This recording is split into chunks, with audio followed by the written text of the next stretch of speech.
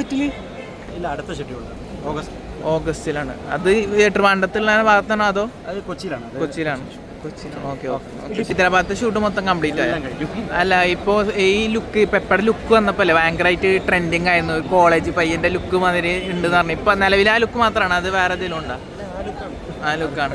പിന്നെ അതേപോലെ തന്നെ 2025 അവസാന ഭാഗത്തേക്ക് കിടക്കുമ്പോൾ ഫുള്ളായിട്ട് ഇപ്പോൾ സയൻസ് ഫിക്ഷൻ ആയിട്ടാണ് കൂടുതൽ വരുന്നത്. ഇപ്പോൾ ഡീക്യുവിൻ്റെ തന്നെ പ്രൊജക്റ്റിൽ തന്നെ ഭാഗമായിട്ടുള്ള പേപ്പറിൻ്റെ തന്നെ ലോക എന്നിട്ട് പറഞ്ഞത് അത് സൂപ്പർ ഹീറോ മൂവീസ് വെച്ചിട്ടാന്ന് പറയാം. അതിനെ ഡിസ്കഷൻ നിങ്ങൾ സംസാരിച്ചിട്ടുണ്ടായിരുന്നോ?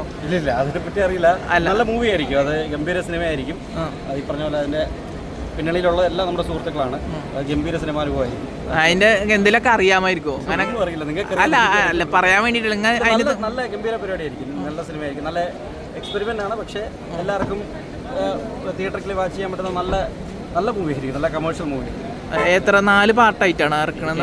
ഒന്നും അറിയില്ല ബ്രോ. ഓക്കെ. അല്ലെ, ഞാനൊരു കാര്യം ചോദിച്ചോട്ടെ. ഓൾറെഡി കുറെ കാര്യങ്ങൾ ചോദിച്ചിട്ടില്ലായിരുന്നെങ്കിലും ഈ ഗെയിമിന്റെ ഫസ്റ്റ് തോട്ട് എപ്പോഴാണ് പറഞ്ഞിട്ടുണ്ടായിരുന്നത്?